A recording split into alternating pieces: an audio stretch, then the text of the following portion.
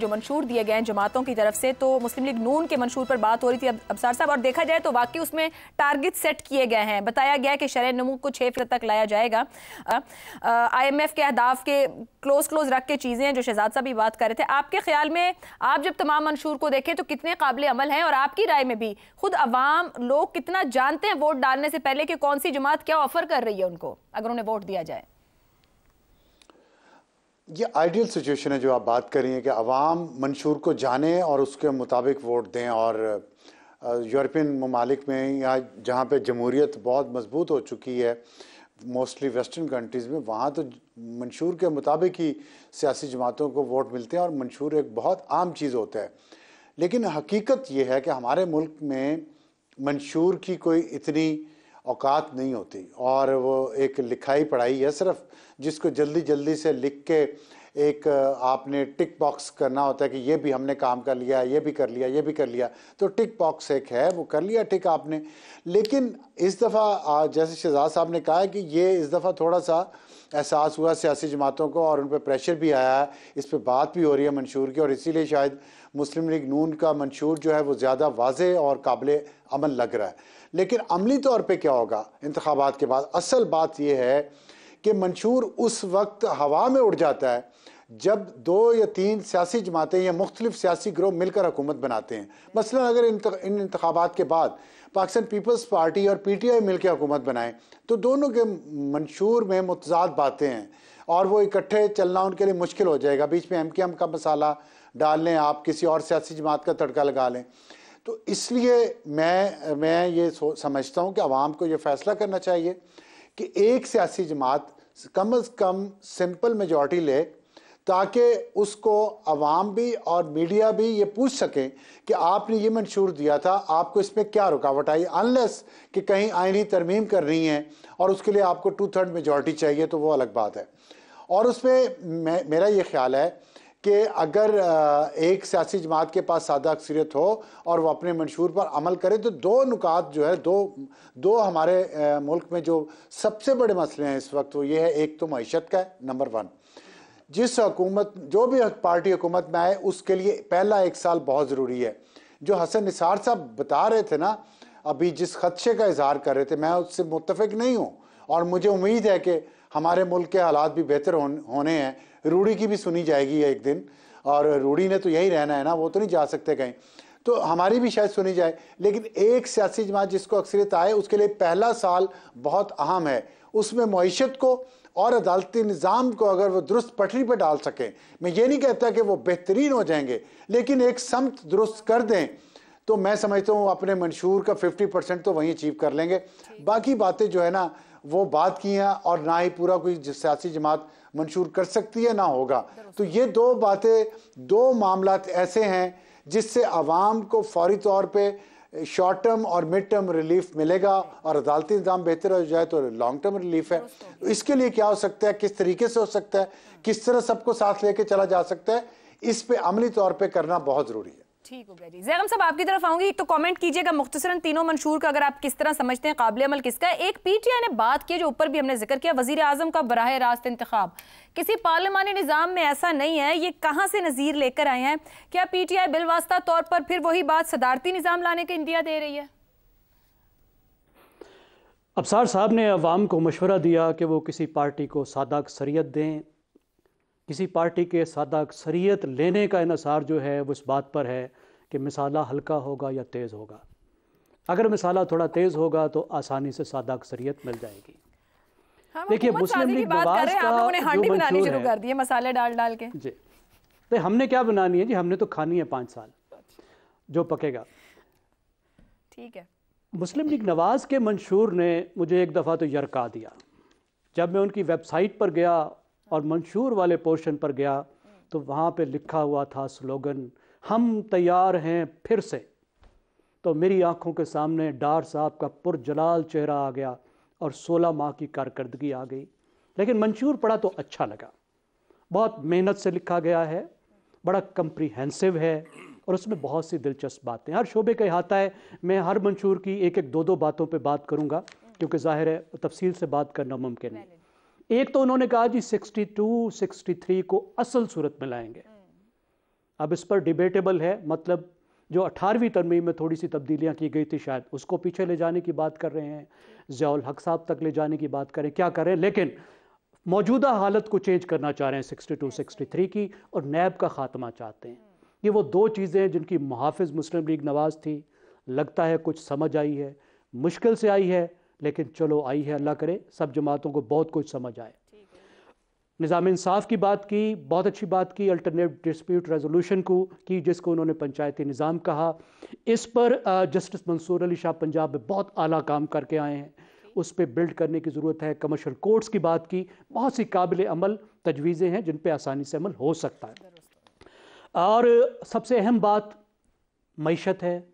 मईशत में बहुत सी ऐसी चीज़ें हैं जो उम्मीदों पर मबनी हैं, जो मुझे नहीं लगता कि अमल दरामद हो सकेगा। मिसाल के तौर पर 6% ग्रोथ जो हमें होनी चाहिए, वो कह रहे हैं कि 3 साल में। देखिए, हमारा मसला ये है कि हमारी जो एक्सपोर्ट्स हैं वो बहुत कम हैं, और जैसे ही ग्रोथ होती है तो हम उल्टे जा गिरते हैं। एशियन डेवलपमेंट बैंक की एक स्टडी ने कहा था कि 3.5% से ज़्यादा ग्रोथ पाकिस्तान को उस वक्त तक उल्टी पड़ेगी जब तक कि पाकिस्तान अपने करंट अकाउंट डेफिसिट को काबू नहीं पा लेता, यानी तिजारती जो खसारा है उसको काबू नहीं पा लेता, एक्सपोर्ट्स नहीं बढ़ा लेता। कहा गया हम $60 अरब तक लेकर जाएंगे, तकरीबन दुगनी, बहुत बड़ी बात है। अच्छे प्रॉमिसेस हैं, चलें वो जितना भी अचीव कर ले मेरे ख्याल में अच्छी बात होगी। देखिए, PTI की हम वही बात कर लेते हैं जो आपने कही, आधा तीतर आधा बटेर। ये वो काम है जो पाकिस्तान के हर डिक्टेटर ने करने की कोशिश की कि उन्होंने पार्लिमानी निज़ाम का एक मिक्सचर बनाया उन्होंने सदारती निज़ाम से, और ये खच्चर पाकिस्तान में कभी भी नहीं चला। वज़ीर आज़म होता है, वो पार्लिमान से आता है, पार्लिमान को जवाबदेह होता है, जब तक पार्लियामेंट का एतमाद उसको हासिल होता है वो वज़ीर आज़म रहता है, जिस दिन हासिल नहीं होता उस दिन नहीं रहता।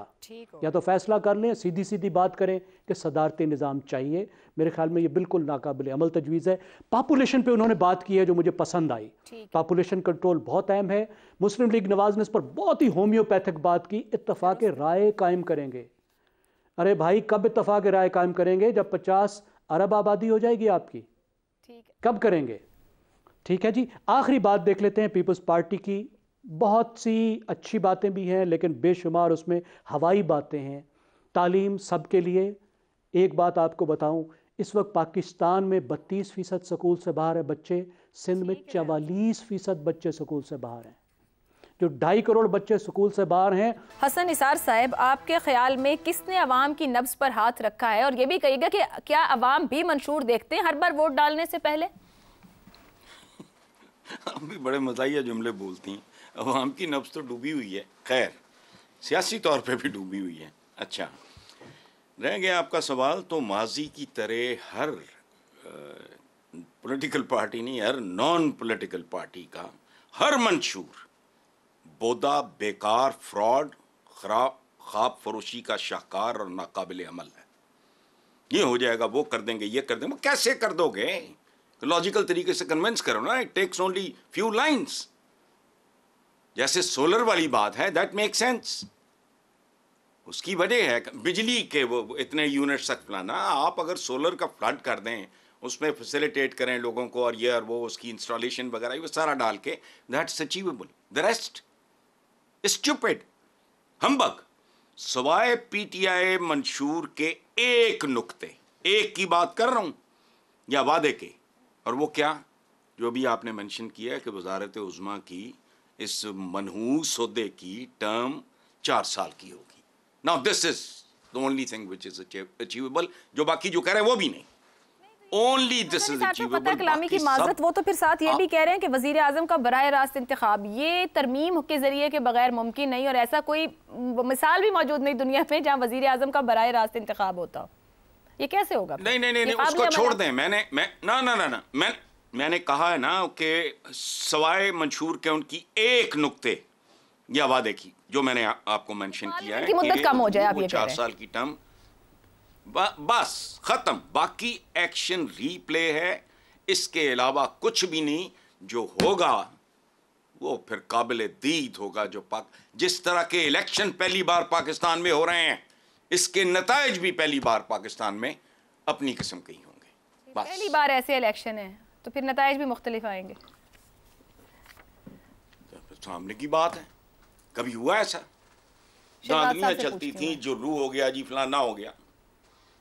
चलें शहजाद साहब बताइएगा, जो पहली बार जिस तरह के इंतखाब हो रहे हैं, हसन साहब कह रहे हैं, तो इसके नताइज आप क्या समझते हैं, कैसे होंगे? वापस मंशूर पे आ जाइएगा। साथ ही कि जो पीपल्स पार्टी का मंशूर है वो कह रहे हैं अपने आप को गरीबों, मजदूरों और पिसे हुए तबकात की जमात कहती हैं, और जो दावे किए हैं, जो उन्होंने मंशूर दिया है, क्या ये अक्कास है, प्रैक्टिकलिटी है? अच्छा, हम्बल ओपिनियन, मैं बिल्कुल मतलब पहली मर्तबा है कि मैंने किसी पार्टी का मंशूर इस तरीके से या पार्टीज़ का मंशूर इस तरह अखबारात में देखा और उसको समझने की कोशिश की। यानी इससे पहले तो मंशूर कहीं आता था और कहीं हवा में उड़ जाता था, हमें पता भी नहीं होता था। दूसरी बात, आपने एक सवाल छोड़ा था कि क्या आवाम मंशूर को देख के वोट देते हैं? हरगिज़ नहीं। अगर हम जैसे लोग अभी मंशूर को देख रहे हैं या सिर्फ वो देखते हैं जिन्होंने शायद लिखा होता है, तो वो शायद उसके अलावा मंशूर मेरा नहीं ख्याल के हमारे यहाँ। तीसरी बात, जहाँ तक दो पार्टियों का मैं जिक्र कर दूं, पीटीआई का तो बेचारों का एक जिसे कहते हैं ना कि लूला लंगड़ा मंशूर है, फॉर द सिंपल रीजन कि उनकी पार्टी ही अपनी जगह पे मौजूद नहीं है। जहाँ लीडरशिप ना हो, जहाँ पॉलिटिकल इनपुट ना हो, जहाँ पर कोई सोच समझ के, सोच विचार के बाद कोई मामला ना किया गया हो, वहाँ पे इस किस्म की बातें होती हैं कि वजीर आजम होगा, डायरेक्टली इलेक्टेड होगा, 4 साल के लिए होगा। भाई क्या मसले लिए, क्यों, वाई? ये तो कोई बताए ना कि क्यों होगा ऐसे, और इसका फायदा क्या है, पाकिस्तान को क्या फायदा है? तो कोई उसके बाद 2 लाइनें आगे 2 लाइनें पीछे लिख के लोगों को समझाने की कोशिश करो। फिर उसके बाद ट्रूथ एंड रिकंसिलिएशन, ये वो जिसे कहते हैं एनोडाइन होम्योपैथिक स्टेटमेंट्स हैं जिनका कोई, और उसकी वजह बड़ी सिंपल है कि वो पार्टी अपना वजूद इस वक्त उस तरीके से रखती नहीं है कि वो कोई काम की बात कर सके, उसको तो छोड़ देते हैं। आ जाइए पीपल्स पार्टी के ऊपर। पीपल्स पार्टी का मंशूर वो है कि मैं तनख्वाहें 2 साल के बाद या 4 साल के बाद डबल कर दूंगा। अच्छा, मैं 300 यूनिट से बिजली कम कर दूंगा, मुफ्त दे दूंगा। उसके बाद मैं किसान कार्ड भी दूंगा, मैं बेनजीर को भी बढ़ा दूंगा, मैं मजदूर कार्ड भी दूंगा, मैं वेल टू डू पाकिस्तान क्या होता है वो वेल डन पाकिस्तान कार्ड दूंगा, भूख मिटाओ प्रोग्राम। भाई ये क्या, ये कोई हलवाई की दुकान है? कोई तरीका आता है? कैसे करोगे? पैसे कहां से आएंगे? कुछ भी नहीं है। बस ये वो जो है ना पहला सवाल कि बिलावल भुट्टो ये क्यों कर रहे हैं, उसके पास उसके नीचे से ग्राउंड स्लिप हो रहा है।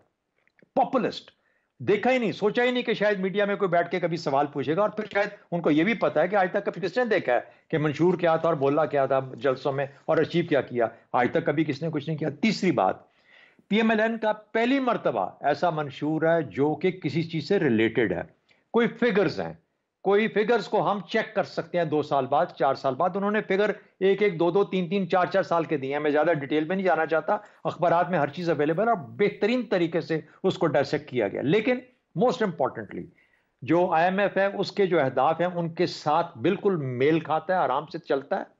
जो एसआईएफसी है, जो कुछ उन्होंने जहां तक ले आए हैं वहां पे बिल्डअप करता है। उसके बाद इसका मतलब है कि वो महसूस कर रहे हैं और उनको मदद हासिल है कि वो इसके बाद हुकूमत बना के इसी प्रोग्राम को लेके आगे चलेंगे। उन्होंने कोई ऐसी कंटेंशियस बात नहीं की जो कि एसआईएफसी या आईएमएफ को बुरी लगे या उनको उनके खिलाफ जाए। वो जो कह रहे हैं वो उसी लाइन पे चल रहे हैं जो कि लाइन ऑलरेडी स्टैब्लिश कर दी गई है। ये पीएमएलएन के मंशूर की बात कर रहा हूं। लेकिन as a voter, as a Pakistani शहरी, हमारे पास हाथ में ये वो चीजें आ गई हैं जिसके बाद मैं 4 साल बाद, 3 साल बाद, 2 साल बाद उसको चेक कर सकता हूं कि तुमने ये कहा था, इस सफर में शुरू किया, वो अचीव होता है या नहीं होता। अगर 5% कह रहे हैं, 4% पे पहुंचे या कि नहीं पहुंचे। इसी तरीके से पॉवर्टी अगर 40 से 25 पे लेके आनी है तो क्या कोई 30 पे हम आ गए कि नहीं आए, 32 पे आ गए कि नहीं आए। तो कम से कम मेरे लिए चेक करने के लिए चीजें मौजूद हैं जिसके ऊपर के हम उनको भी होल्ड देम टू टेस्ट और चेक कि भैया तुमने अचीव किया कि नहीं किया। इसलिए पीएमएलएन का मंशूर पहली मर्तबा ऐसा मंशूर जिसको हम सामने रख के उससे सवालात पूछ सकते हैं।